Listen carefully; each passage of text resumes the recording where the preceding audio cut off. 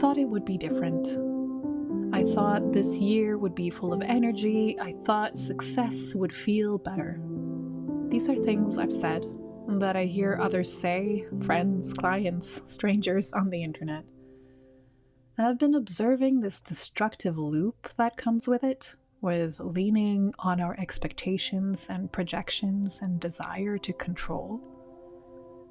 We say these things and then we pursue the same pattern again, trying to build predictable enclosures for ourselves, only to feel constrained, bored, and inauthentic within them.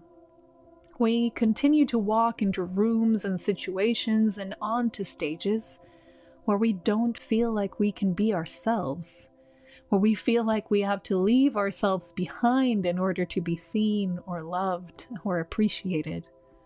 And rather than choosing a different room or a different question to ask within, we tell ourselves that when we are finally accepted, surely then we will feel successful and celebrated for all that we are. And so we stay the course and remain disconnected. And all that really happens when we get to that imagined final peak and destination is dissatisfaction and a deep longing for our own pulse again. If it sounds like a tangle, it's probably because it is. But here's something that's been born out of it, at least in my heart. What if being ourselves, expressing our essence, our personality, our qualities and capabilities isn't a binary? Like you're either fully you or you're not you at all. Maybe instead, being ourselves is an opportunity that already exists in every room. After all, being human is a thing of both beauty and immense complexity. There is this discourse that tells you to tend to your brand, to carefully curate how you're perceived and what you bring. But maybe instead of trying to constantly play the part, we can be curious about which parts of us are ready to come out to play through the different languages, challenges, mediums, and expressions that we choose. And maybe instead of wedging ourselves in to fit an identity, we get to nurture the infinite possibilities of who we are. And that's not just a conversation for the moments when conditions are perfect, but one that we're invited to have with people and places alike all of the time. Now, of course, this can feel like quite a chunk to bite into, even if this conversation that follows is one with laughter and smiles. So, do me a favor, drop in with yourself. Just feel into your heart and your belly. Check in with that busy mind. And if now is a moment when you need to stay on your own frequency or on your own track, when you feel like there's no room to receive or give anything, that's perfect. Sometimes words aren't what we need. And there are other languages to serve us better in relating to ourselves and to others. Instead of listening, pick your favorite pop song and dance in the living room, or go get a hug from someone you cherish. But not just fleetingly, really lean in. Experience the hug, the other person's body, and what you are wordlessly giving and receiving from one another. Press pause, maybe save the episode for another day. And if you're still here, you can still have hugs and dance parties, and we're excited for you to step into this space with us. Gift yourself a smile. Rachel and I invite you to really tune into your curiosity and joy within, to see if you can listen from that place where any part of you is welcome. Instead of lining up a strategy of how to take this on, observe how things hit you, reverberate in you, and see where it moves you and what wants to come and dance.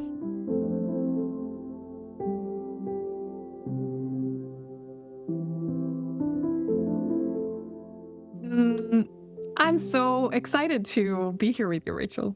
Me too. I'm excited to be here with you. I know I've spied that you have been on a year of travels, like taking a break from where you used to be in Gothenburg in the dance company, but still working and doing other things and explorations. And now you're returning. Mm-hmm. What does it feel like to return? Great question. So I'd been in a repertory dance company for 11 years since I started my career when I was 19. And that's very normal for a dancer. And before that, as a dancer, I've done ballet since I was 3. And that was kind of, for whatever reason, my destiny, and like I was seen as the dancer. And like, so even though I started getting paid for dance when I was 19, it's just been this like lifelong, beautiful, rich journey. And I just had this feeling of, it had been building already for a few years, but the moment last year when I made the decision to take a step away, it was really clear that this was the exact right moment.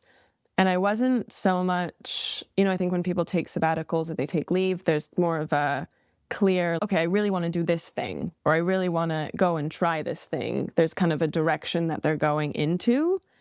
And for me, it felt more like, I know right now this place, I need to not be in this place. So I felt like I was leaving something and not really knowing, there was no clear direction of what I needed other than just, I need to learn about myself in a different way and have different experiences and be a little bit uncomfortable, because I felt very comfortable and very, in kind of a cycle of something that I'd been doing for my whole life.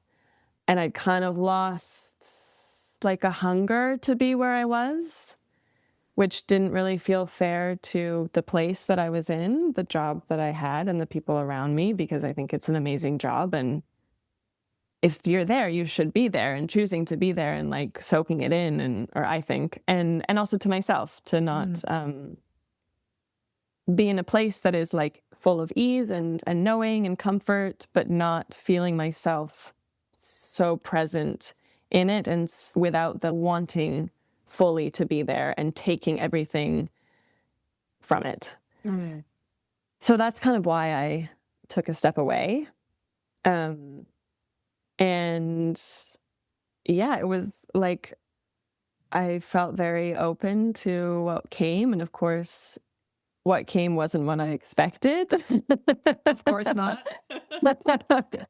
But I felt through the year, with all its challenges and learning, and I was like, but this is exactly what I needed, was to listen maybe to something else other than myself. I felt very open to like, okay, what is meant for me will be mine, and that where I am is where I'm meant to be, And I felt like I could really be in that. So in the fall, I had a month off work, which for me was like, no, I want to be working. I want to be busy. I want to feel the sense of purpose. And then I was like, oh no, this is exactly what I need to be experiencing right now. I need to rest. I need to spend a lot of time with myself.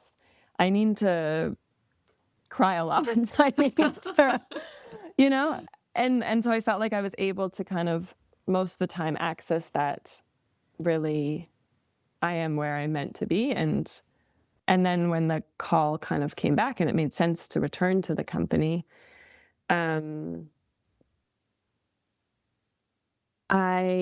it's something I'm thinking about a lot. And I'm not really sure yet, because I feel different and I don't want to go back into the place that I was a year ago when I left. But we are so much a reaction to what's around us and to the people and to the environment. So I know that like when, if I'm talking to you, I'm reacting in a certain way. If I'm talking to my husband, we can, and it's comforting, and it's kind of, that's just what comes out of us. And I'm thinking a lot about how to bring myself, whatever these changes are that maybe I can't even fully put into words, and create new patterns and habits and stay present in the old thing, making it a new thing. Yeah. Oh, thank you for that. It makes me think of maybe kind of when you're a young adult and you start leaving the house and you start expanding out of the roles that you have within your family, and Mm. you get to know all these people, or you're in different places, and then you come home and you kind of feel like you don't really know how your new shape is going to fit into the old puzzle anymore, Yeah. Yeah. and how that's going to receive you, but also how are you going to like maintain your own new shape Mm-hmm. without like, squeezing yourself into the Mm-hmm. place where you used to be. Mm-hmm. Yeah. And I think because I left home and my family when I was relatively young, and I often had this like returning back, especially for the first few years of, wait, but I'm different and I've experienced, like, how do I bring that back? Kind of like a frustration or something with these people are the same, but I'm different, like, Yeah. But now I feel like there's also something really beautiful about going back to like the child self as well. When you go back with my mom and I'm like, make me pancakes because that's what you always used to. And there's something kind of nice also about reverting back for a moment or still holding on to that part of yourself in that space. Mm. I don't know if you feel that. Yeah, I do. I think the world we live in is so, I don't know if obsessed is the right word, but at least the way we speak about our growth is often like that we're away from versions of ourselves, or we're like Mm, the next thing, or, and I don't know, I agree. I can relate to what you're saying. It's like, it's more like we're building on to mhm, ourselves. mm, And actually, now that I'm listening to you talking, it's also, I feel like when we deepen our growth with ourselves, is actually, it feels more like a return mm, than a something new necessarily. mhm, But the way we often speak about it is this new version of me, or, mm, mhm. and actually, maybe no, maybe there's more return in our evolution than we credit ourselves. Yeah, yeah. Yeah, because growing sounds like, or when my immediate thought is moving forward. There's like a Mm. forward motion or like upward, like a plant growing, or like Yeah, getting bigger. But maybe actually growing is like shedding yeah. and actually, yeah, getting closer to something that's more centered in you and always has been there, but it's just like becoming more nuanced and true. And true. Yeah. Mhm. I always feel like there's also inwards motion and growth that we Mm. rarely talk about, and so many different pieces. Actually, there's something I'd be curious to talk about with you because you dance. Mm. And I want to word this really carefully because you know what? We did breathwork training together a couple of Mhm. years back, and you said something. We had dinner and you said something, and it stayed with me, and I still come back to it.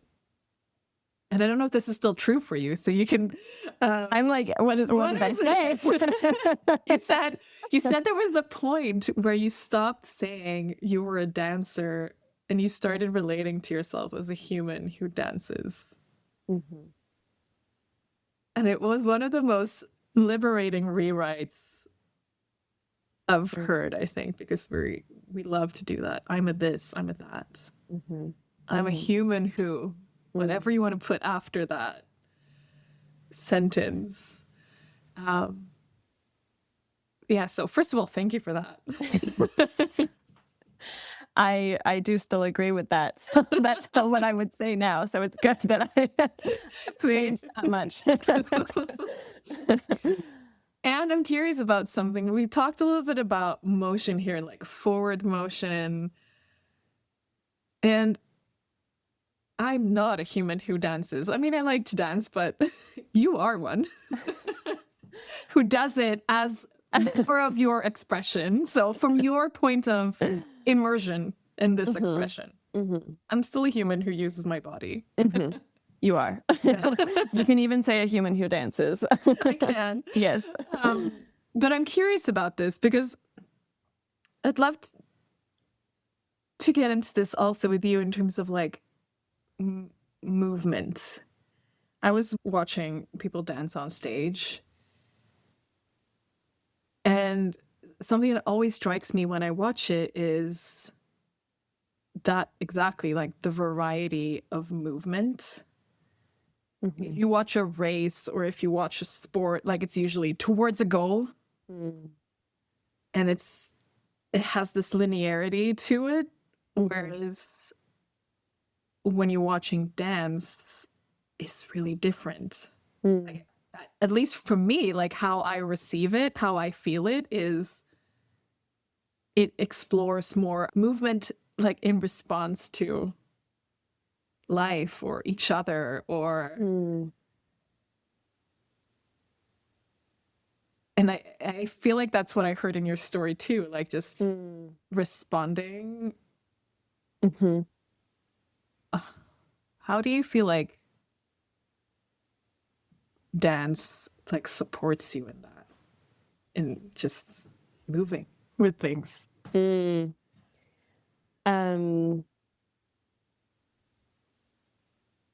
I have many thoughts coming up right now. Like, where do I start? I've been thinking about the concept of play recently. It's kind of brought through conversation with a friend, and you also, before we started, when we were talking, you were talking about playfulness, and so it sparked that connection. And also this kind of, in a race, you're just running, you're doing one, there's like kind of like the parameters are very strict. You go from one place to the other and you do the same thing, versus dance, which is maybe more open-ended and space for more play. I think like a dance on stage, not all the time, but often is quite set. So there's kind of maybe a difference between if I'm just in my living room improvising or in the studio improvising versus there's this very set thing that we've worked on, and there's like there's specificity in what my body needs to be doing and where I need to be. But I've been thinking, and I believe that it's all improvisation. So even if it's really set, even if I know exactly what my body is doing, and like it has to be at this point in the music, it has to be with this person, those are just like really tight parameters.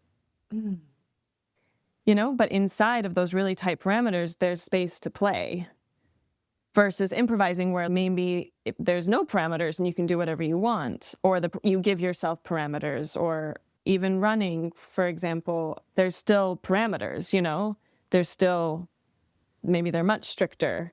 And I think in life also, we have parameters all the time, whether we're aware of them or not, whether like we give them to ourselves or it's like social parameters or and so I think it's happening all the time, but that how to bring in the awareness to that so that it can be with this tone of playfulness or through the lens of play. Because I feel like we're doing it all the time, but what is that like tone of playfulness, Yeah. I could also do the dance steps on stage and be like, okay, I have to do it like this. I have to like be in that mindset of, oh, it's right or wrong. Versus I much more enjoy, okay, how much longer can I stretch in okay, I'm seeing him for like the little tiny minute things that I can still explore to make it, I think, more honest and present when I'm doing it. I love that. It felt like finding liberty anywhere. Yeah. Yeah. You brought up playfulness, and I was wondering how you like your definition of playfulness or how you bring that into your conversations, for example, or anywhere else you search for playfulness. Yeah, I love the return of the question. Um, I heard a lot of the flavors of how I relate to it also in what you were saying. Exploration, I think, is a word I use a lot. Mm, Um, and kind of assuming that there is always an unknown mm-hmm, or something that I don't know. mm-hmm, Even in when I set the parameters, there's always something that I don't know. Um, and playfulness for me, I think, is the willingness to not know and the willingness to explore, exactly in whatever space is there. And interestingly, as you were talking, I was also thinking, I recently had a conversation with a friend about framing and freedom. mm-hmm, And I think this something that awoke in me just listening to what you said is also that we tend to believe that liberty is always doing exactly what we want. And actually, that can feel really constraining and fearful, and you may actually feel more free within a frame or within parameters, whether you create them or somebody gives them to you. And you might even feel more creative within that. So, yeah, that's the kind of two things that came up as I was listening. And I thought it was so beautiful how you expressed like just the improvisation within the framing, mm-hmm, which I think is so easy to miss. mm, It's so easy to look at the frames and go, oh, here are my limitations, mm, and then kind of shut down. mm-hmm. And it does take something. It takes intention to keep playing with the liberty. Yeah, yeah. It really resonates with me, the freedom aspect of it and the kind of assumption that freedom is something that's completely open. And I really relate to also you were talking about creativity that like what is the starting point? What is whether it's like the question that triggers you or like the theme or I don't know, I'm thinking about writing or also making dance, like there has to be a starting point, you know? Or you find it as you go, I guess, when you're creating something. There's also that kind of flow, but yeah. And there's also this idea of the unknown, this exploration was the word you used, Mm. like the sense of curiosity about the unknown rather than fear of it. And it really is just the like tone or lens that you're putting on something that is going to be there or not. You know, it's like we don't know. We can pretend and we can try to feel like we have some kind of control, which can help in some regards. We need to still plan things and but yeah, like it's like the same thing exists, but how you look at it changes how you are living in this world. It's like, oh, I can see this unknown as something that creates a lot of anxiety. Um, or it can just be something that makes me curious and trusting and yeah, playful. This makes me curious. I think I brought this with me from watching the performance a couple of weeks ago. I was Mm, looking at all these dancers and I'm thinking, oh, okay, somebody choreographed this, and mhm, somebody set the stage, and somebody mhm, decided their clothes, mm, and I think we're touching on this, like whether or not we're in somebody else's creation or our own, or what part is ours. mm. How is that for you? Like, how is that? I don't know. I feel like I should call it a movement or a conversation, Mm-hmm. maybe. Mm-hmm. Um, when you're performing something that somebody else conceived of, Mm-hmm. how do you work with it? Um, I like the word conversation that you use with that, or the relationship with that, because we like need each other. They, the creator, the choreographer, has the vision to start with, and it's different. Like, I think visions can live in our head or on paper or wherever, and then the work of outputting it and then it meeting my body or our bodies changes it. And that, I think, is the magic. Mm. Like that Yeah. meeting.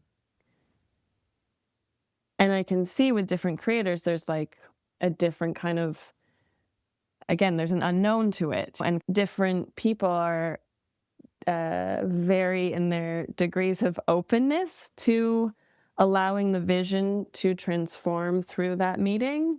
Mm.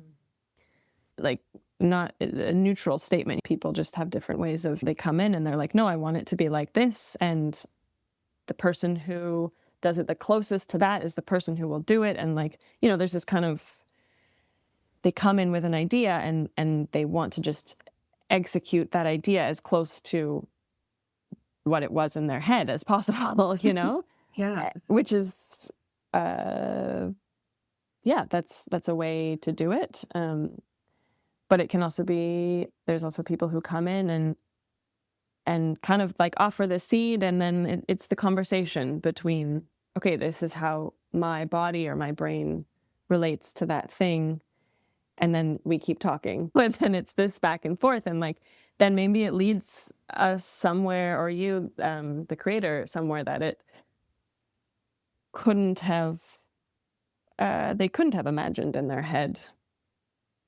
And I love that conversation. I think that's one of my favorite things about being a dancer, or like what keeps me going, is the creator in front of me offering their approach, their vision, their way of doing things, their way of seeing things, their body, their soul, their like identity almost. And I love that attempt to try it on and inhabit it and like find the place in myself that is still true. It's not like I don't find it like putting on a mask. It's like, how can I morph myself to taste that person's Mm. flavor? Yeah. you know I love that. What does that process look like? I think it's different for everyone. I think there's something about observing, um both like what is happening in real time, what the physicality of their body is, what they're saying, the words they're choosing, the kind of instructions, the tone in their body, like the physical kind of tangible things.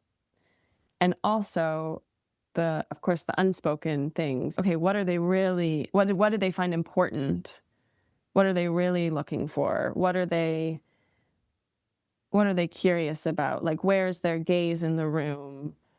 How are they feeling today? How, like, all those other things that I think we also do in conversation, like not even in a creative space in a studio, but or what I'm interested in talking to someone or relating to people, like the in between things, and how to, like, what's behind the words, what energy are you bringing, how can I adjust myself to meet that energy, how, like, yeah, that kind of um unspoken, I guess, or like behind the curtain. stuff, you know? Yeah. I love the sound of that. Mm. What happens next? Like, you observe, you pay attention to these things. Like, how does that become, how do you translate that into a physical choice? Mm. Good question. No, maybe you don't know. I'm very, Yeah. very curious. Yeah. Process. Like, what is it that responds, you know? I mean, it's so like contemporary dance is like the bubble that I live under. And it's like, what does that mean? It's like so many things. And so I think it depends on the creator. Like there's lots of creators who come in and will like have the phrase of movement and will teach you the phrase of movement. So there's something in copying. I don't think it's really that, but as a way to say that it's like, okay, I'm doing the movement that is in your body and my body as close to you as possible in a way. But then there's other like very different kinds of creative processes where uh, we create more of the movement as dancers. So they maybe come in, like sometimes it'll be like, here's a poem, make something out of that physical. Or here's a question, like respond to the question through physicality. Which sounds so abstract as I'm saying it. Yeah, but on the other hand, like sometimes feel like words can be more abstract than the physicality. We just think it makes sense because it makes intellectual sense, but Hmm. it doesn't actually mean we have any sort of embodied understanding. Right. Yeah. Yeah. And I'm not saying either is more true than the other. I Yeah. just think that both are needed. Yeah. Yeah. And with words, because they're so final somehow, or maybe we also think that we relate so clearly with them, but it's like, okay, I'm saying something that how I relate, say the word love. Like how I think about the word love is with all my experiences of love with like, and I mean something when I say it, and then I toss it to you and you receive that word with all your experiences. And I assume because we're using words that you will understand me when I use that word, but you're actually coming in with your whole life of different experiences relating to that word, you know? And I mean, love is like a big word, but any word. Yeah. And so maybe there's that, we almost think it's more clear than it actually is. Words, language. I think so. But then movement is also a language, and I think we're just differently versed in understanding it, or I think we all feel it Right. Yeah. when we witness it or when we use it. But yeah, I don't know. I think of it as a language too. For sure. Yeah. Yeah. Yeah. Every kind of movement. Where we're expressing and we're relating to each other. Yeah. Yeah. When do you feel like you're like fully expressed? Hmm.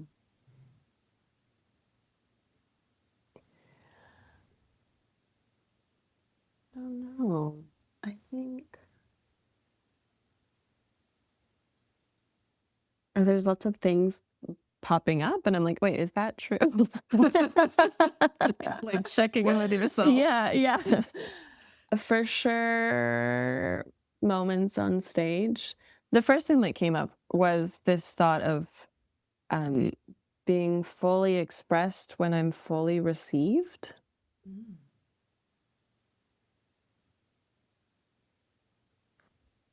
What does that mean?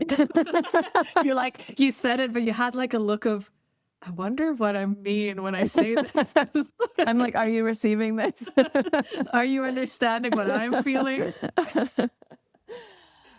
Let me try. I just thought of this, so I'm going to speak it out loud with you to see if it's by believing it. Go for it. I guess expression,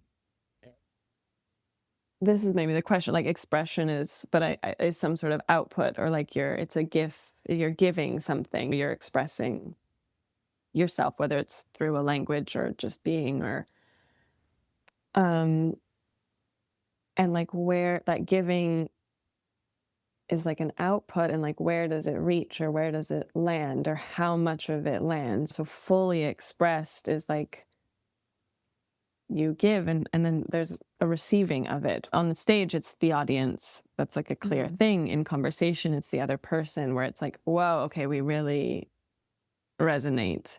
Yeah.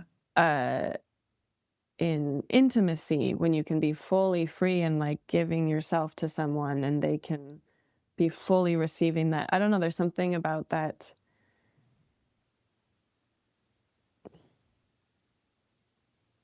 directionality of it, or like where does it land? Does it land full? Is it able to land fully with whatever you're giving it yourself to? I love that dimension. Mm. And actually, I caught that word. I was looking when I set up to record. I have a little form that you got to fill in, and there was a little note somewhere that you wrote, the expression of the body, how it holds and how it gives.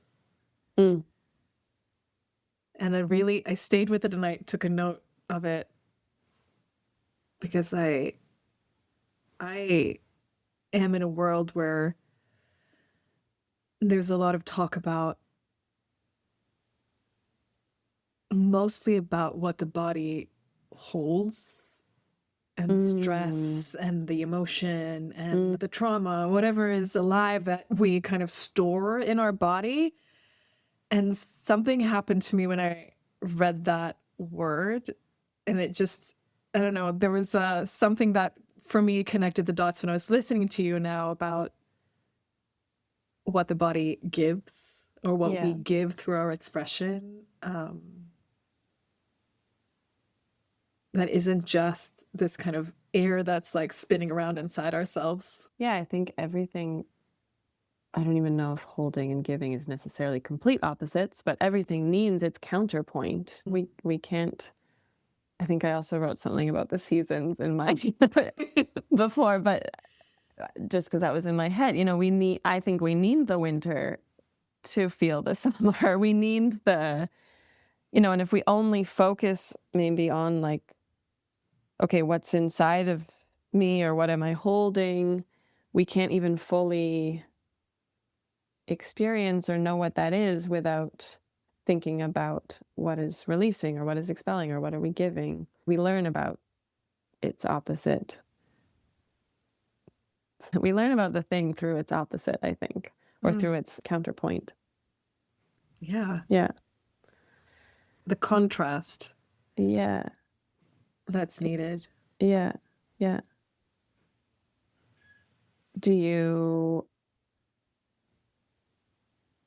like what medium do you feel closest to like giving yourself away in, or maybe not yourself, but this giving, this idea of giving, like how do you, in what spaces do you feel you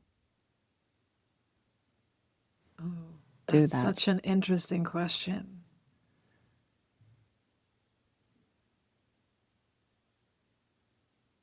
I feel like I have different channels almost. And it depends. Like there's a space where giving is like the intimacy of attention, and remembering, what someone says to you, and coming back to them, or going to buy the thing that they said that they love. And yeah, just like this attention of seeing how dots connect inside somebody else or between us, and and caretaking, that connection is one way. Mm-hmm. But then I think there's also a more like inward turning way. It's less explicit, like writing or like being someone who dares to gather up a thought that nobody else did, or a perspective that I haven't seen before, and that can also feel like a generous expression. Mm-hmm. But it doesn't need somebody else in the same way. Right? It still Right. does. Like it Right. still needs it. There's a recipient, but it isn't in the same way. I like the first thing you said was I was hearing this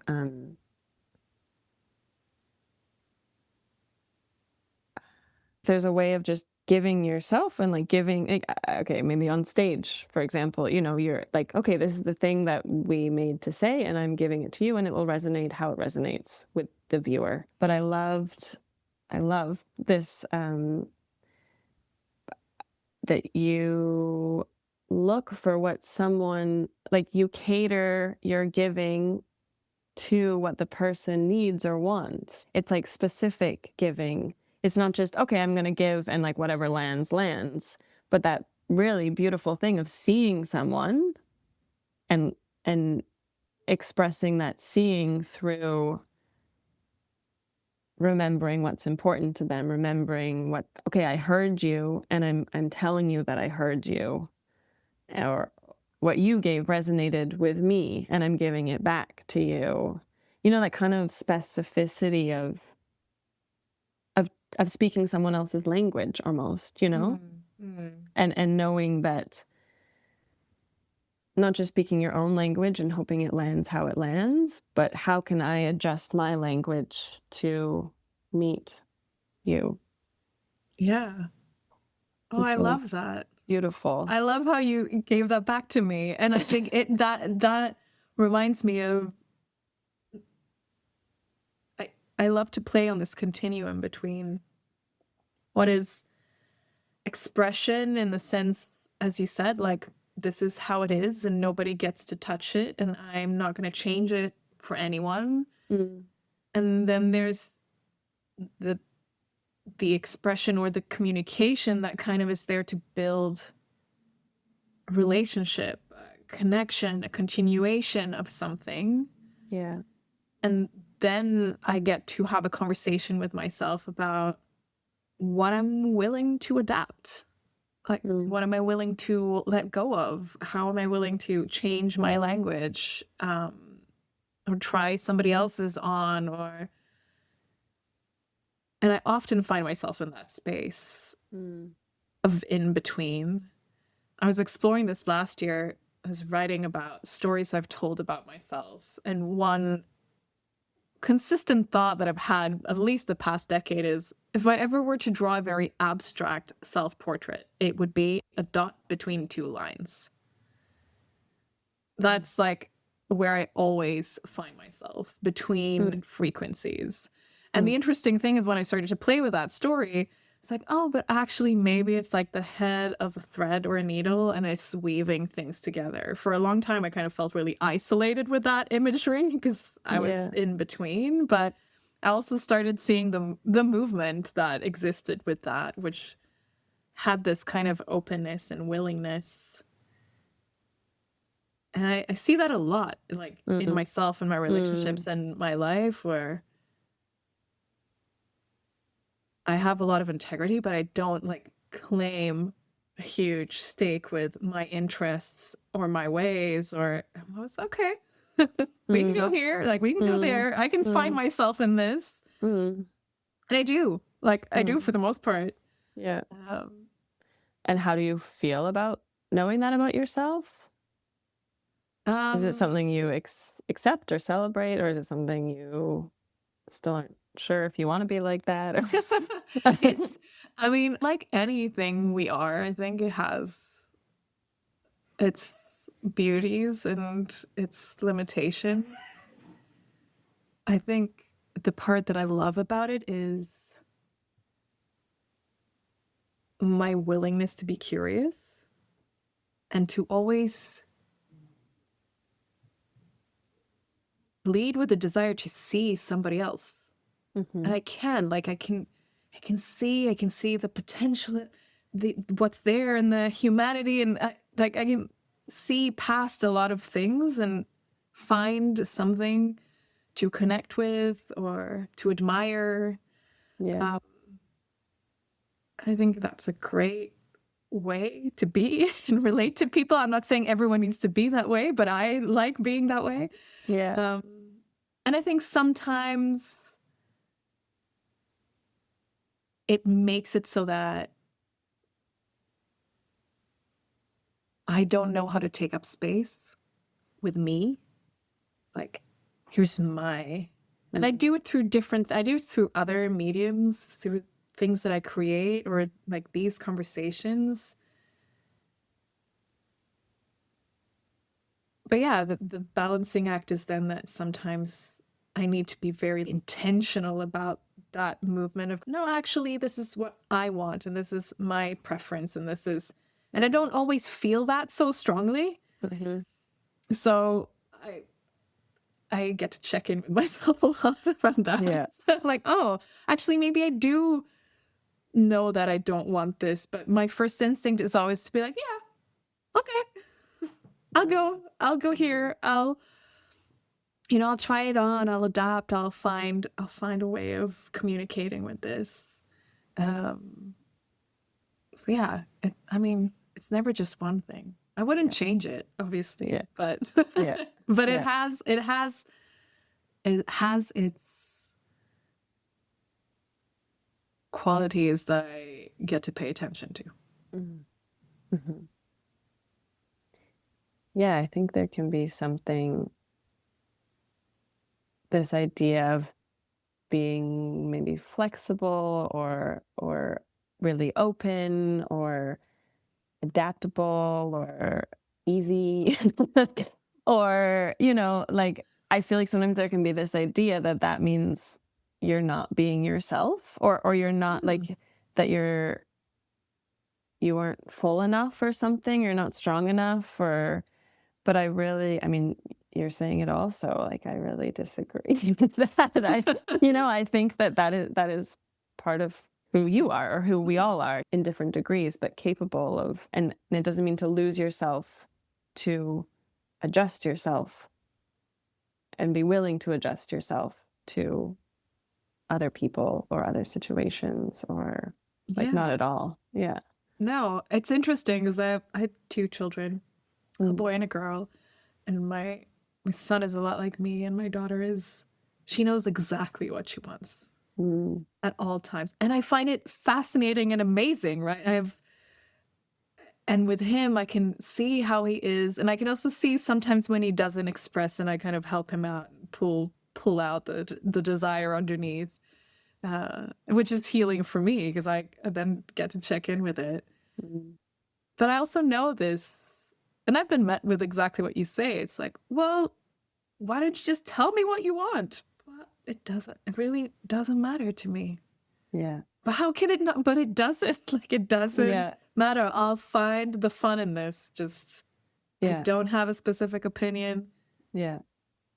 It can be anything from let's go to a restaurant or to this or to that. And I'm like, well, my main thing is I want to do it with you. So, and so long as we're doing that, great. And the world needs both in a way. Right? I feel like the world needs the people who are like, yeah, we're going to eat Mexican tonight. And then the people who are like, great, I'll be there. Yeah. Yeah. Yeah. But I think, isn't that part, or at least part of the things that I see when I look around, is there's the sense of, there's this like desire to like streamline us as humans. We're all supposed to kind of be in similar ways, want to do the same things. And I don't know, for me, it's just such a sad picture to paint because the beauty is in the variation of how we move.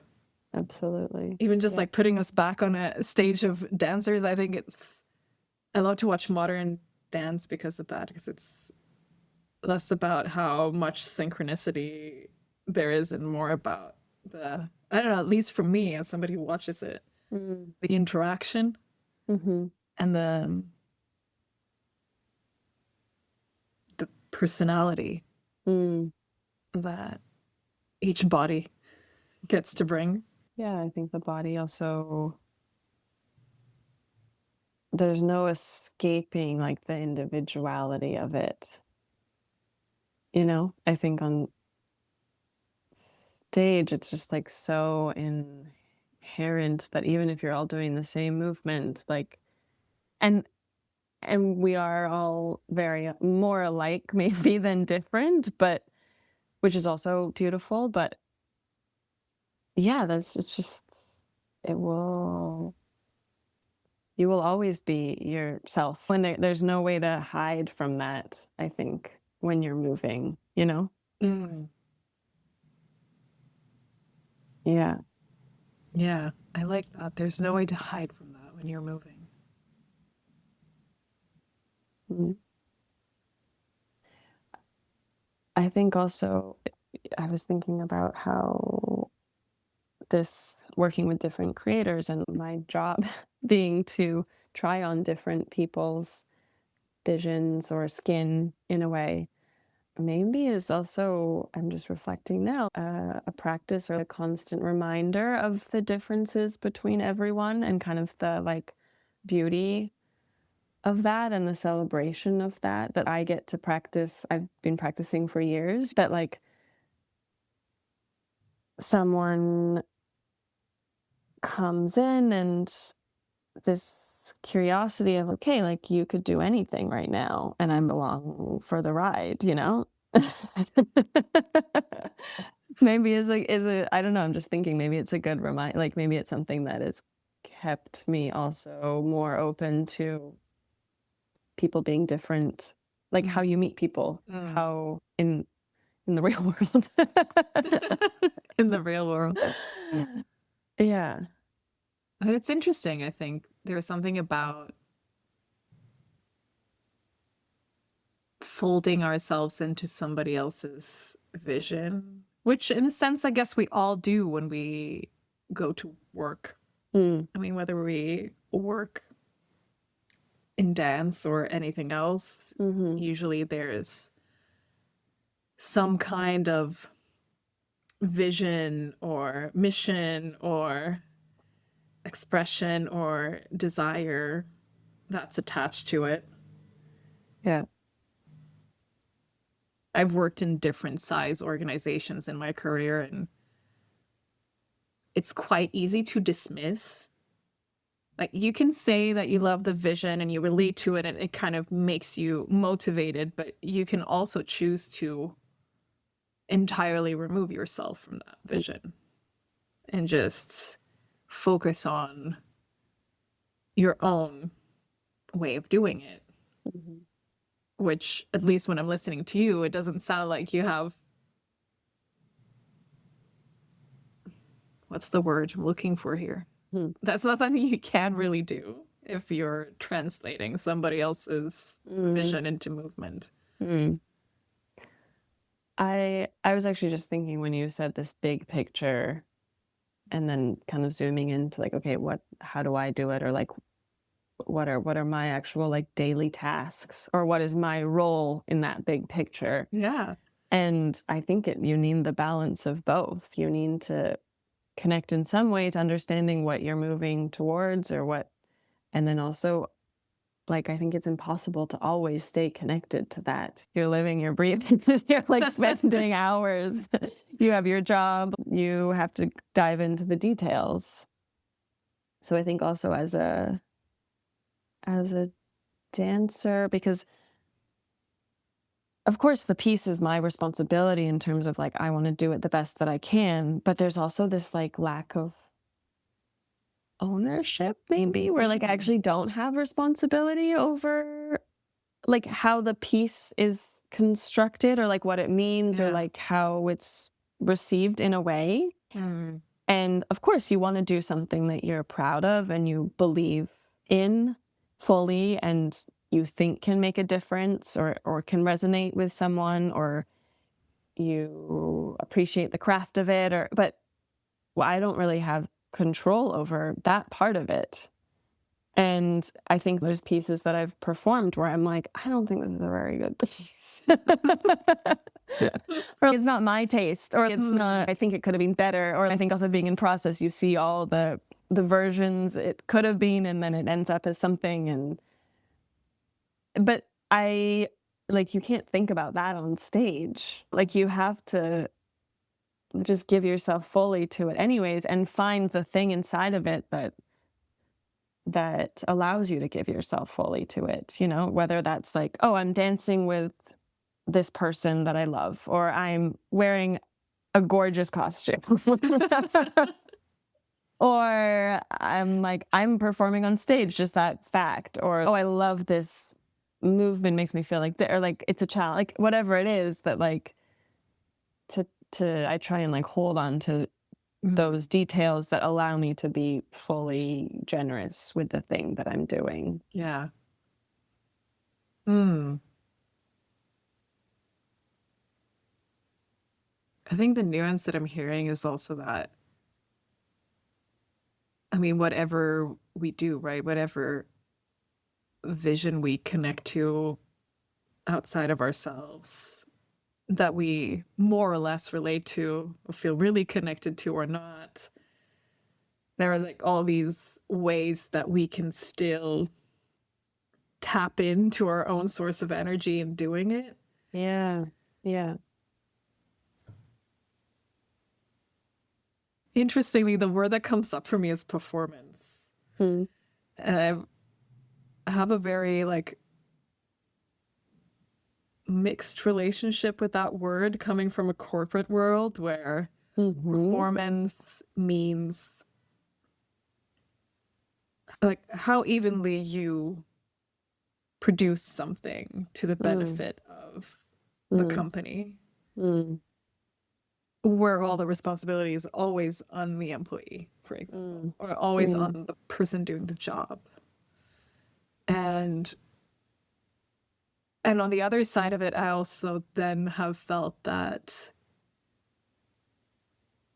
spaces that we are in that we feel disconnected from become a performance.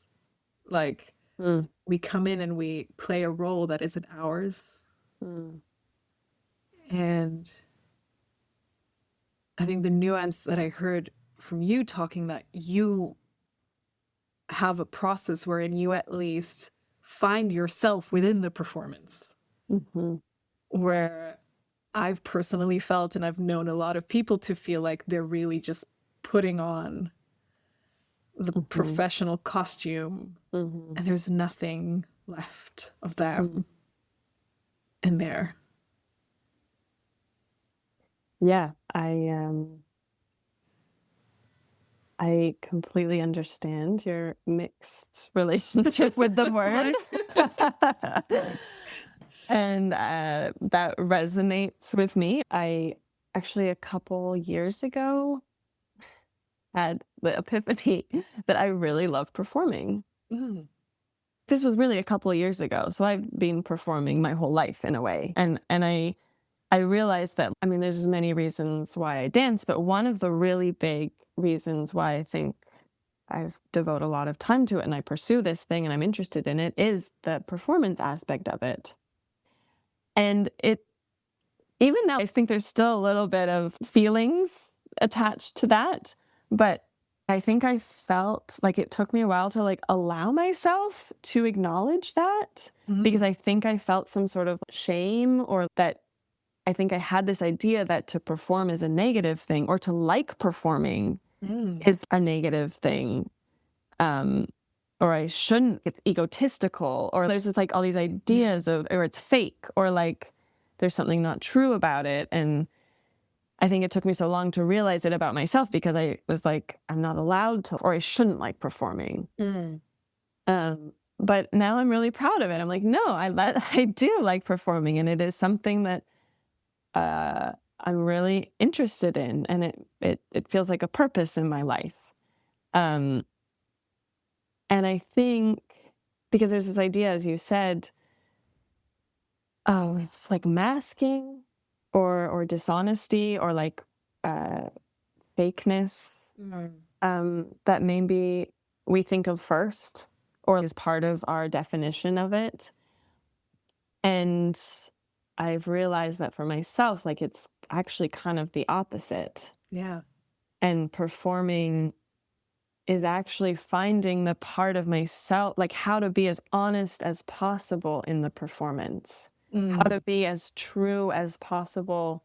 And that I'm always, if I'm playing a character, or I'm doing a very set thing of movement, or I'm performing on a stage, or I'm doing a thing and someone is observing me. So that's the clearest form of performance. How can I be as honest and true to that? How can I still be myself inside of those really strict parameters?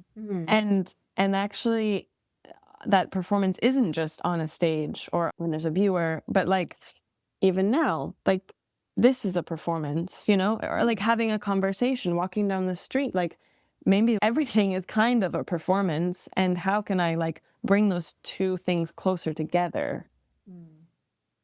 That being like in a conversation, I'm trying to express something that is honest to me, say right now. I'm trying to find the right words right now to say how it resonates, or I'm trying to, this attempt to be true. And that just because maybe, going back to parameters, just because the parameters shift or like you feel like you have to do something that isn't fully your choice doesn't mean that it's not you. And the work is to find the way to always make it you and true. Some work.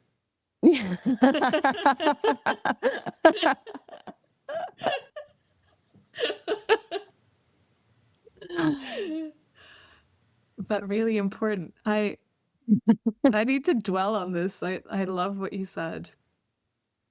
Of finding the kind of the truth in the performance. And what it also reminded me of is also how interesting it is what different performances or parameters or languages can give us access to.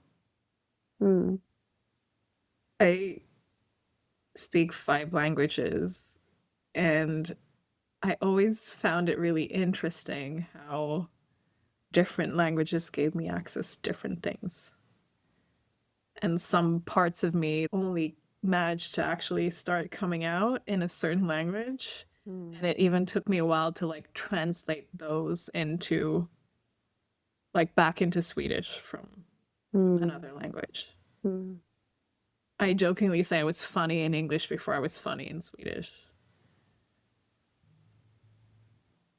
And there are lots of things like that. Yeah.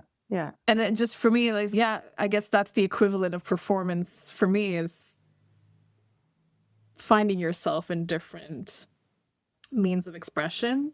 Yeah. And that's a beautiful thing to be curious of. Yeah. And just because different things come out of you in different languages or when you're with different people doesn't mean that it's not you. I think about this a lot, actually, even though I speak one language. But I think about it a lot because I'm, I guess, around other people who speak multiple languages a lot. And I find it so interesting how this idea of something that I understand in other ways, but I don't with spoken languages. Yeah. It's like something I haven't felt, but I've witnessed in other people, and I've heard people talk about it a lot, and it's so fascinating to me. I've also heard that people feel like they were funny in one language and it's not always even your first language. No. Yeah, I was speaking to he's French and speaks English, and he was like, "Yeah, I feel like I'm way funnier in English." And also my partner is Portuguese, so he grew up in Portugal, so that was for sure his first language, but he speaks English very fluently. And I think thinks in English now, like we've been together for 8 years. It's very much part of him. But when we go to Portugal, he's a different version of himself. Like different energies come out of him, different, yeah, qualities. He's more assertive. He's more confident. And it's really beautiful to witness how that's a medium for us to bring out our vast, infinite flavors of ourselves. Right? Yeah, it is, though. It's always very interesting to see. And yeah, I guess that's what I heard when you were talking about performance Mm-hmm. and like truth. Mm-hmm. And it can be true for all of us in one way or another. Yeah. Like all these different stages and languages or visions that we get to be translating. Yeah, and just because they're maybe new, like if you're learning a new language, doesn't mean it's not you. No. Yeah, yeah. No, but I think it just loops me back to like the place where we started, where we can find ourselves improvising with what we have within whatever constraints of a language, of a show, of a work position, a role, Mm. and that conversation is always available. Yeah, and like that perspective, choosing to see it as a conversation, maybe also helps give you like the agency inside of it to still be yourself, that Yeah. there's still that possibility to react and respond as yourself because it is a conversation. I mean, there was one thing arising that I then have to ask you about. It was my my immediate feeling thinking about that is, what's then your relationship to your own identity, in the sense of like how flexible is that? Because I feel like if you have a very fixed way of how you want to be viewed, Mm. what does that make of that conversation? If I need to be this person, or I need to be received this way or seen this way, so if I now go into this box that I have with whatever parameters exist, and I need to kind of claim my space, Mm. I mean, in my sense of it, like the conversation becomes quite quickly confrontative and muted. Like it doesn't create movement for us, because there's more this stance of like, I'm gonna fit in here and you can squeeze around it, versus if you go in thinking, oh, I wonder what part of me gets to play here, versus these are the only things I'm willing to bring in here. I know that was my sentiment when I was listening to it, and I just got curious about what does that look like for you. Yeah. I think we're circling back. Like I'm thinking about what I said 3 years ago about being a human who dances, or a human who, like, I think that sentiment rings true for me in a lot of ways. Also, it requires maybe a lot of self-trust that who you are and the values that you have will come through in any situation. So, like, I believe in kindness and I believe in honesty, and like I'm trying to strive for those things. And by striving for those things, then however I converse will be with that, but it doesn't restrict what comes out. Like I also think I'm I'm infinite. I think we all are, but I really like to tap into this idea of I can be anything. And it doesn't, maybe as you were saying with this, you being the thread that adjusts,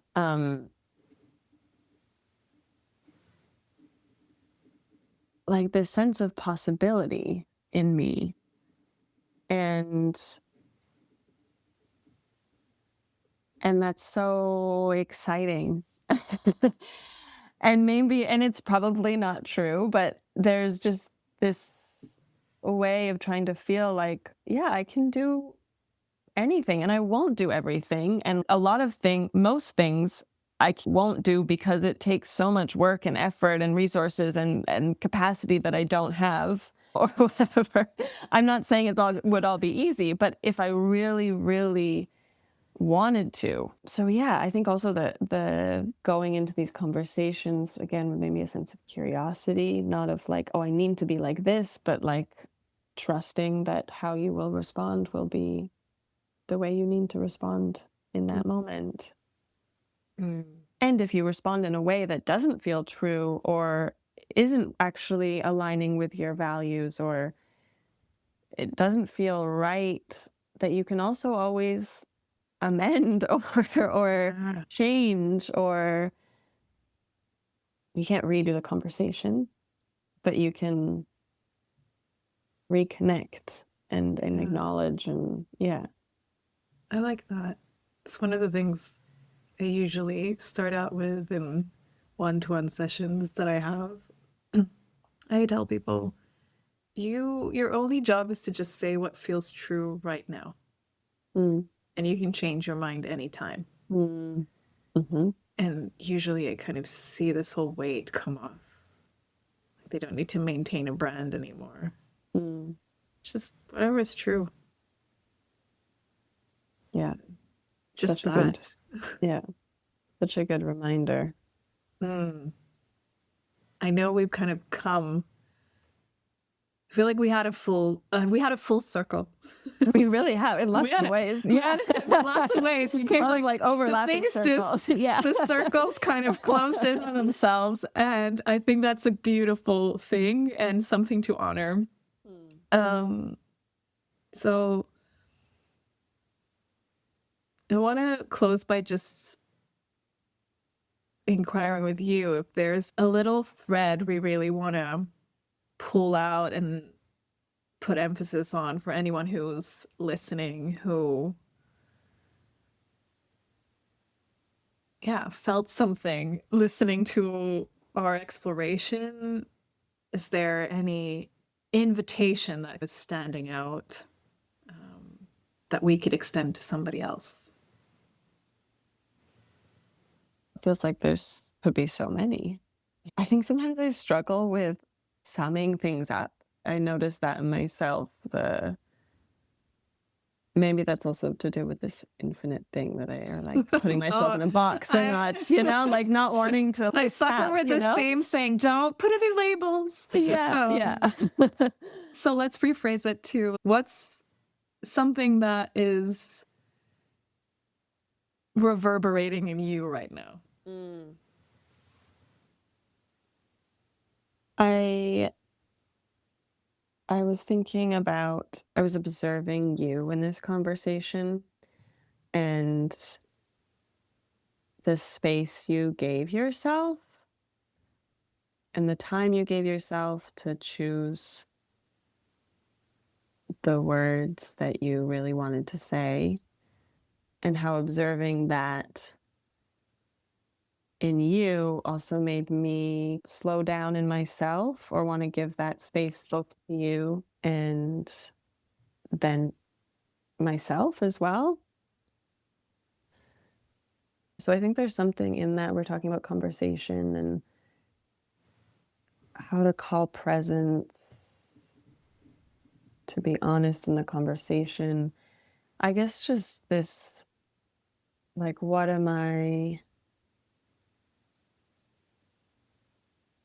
can I take from this person? What can I, take from this thing that's in front of me that I'm conversing with? And also, what can I give back?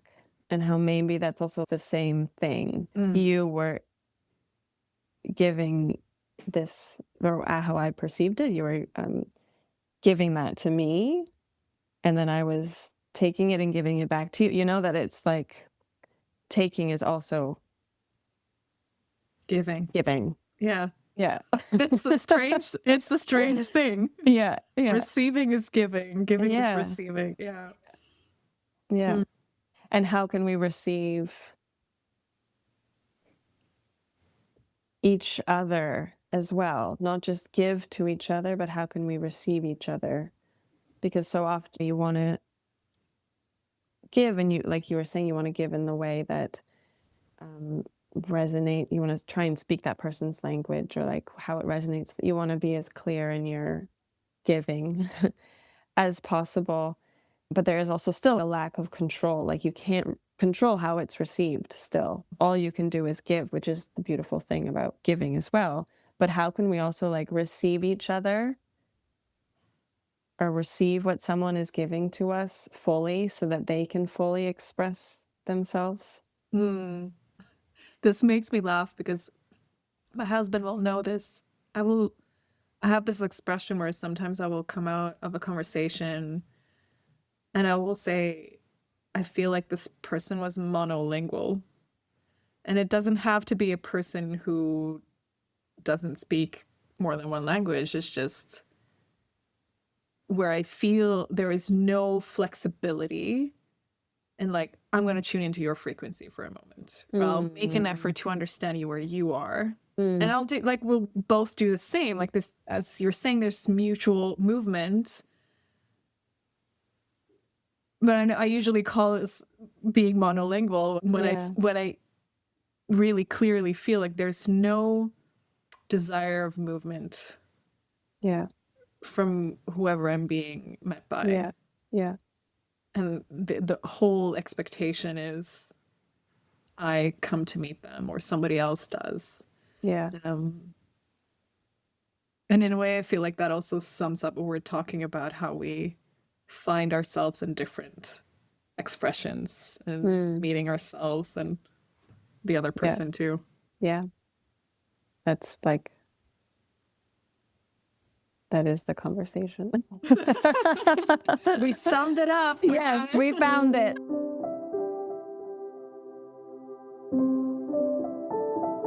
I thought this podcast would be about dance and the body. Instead, it became much more a conversation about who we are and how we express who we are. A conversation between two people who are willing and curious.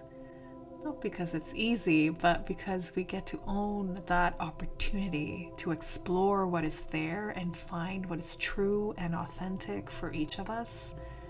And not just sometimes, but in every room, in every frame, in every vision, in every conversation.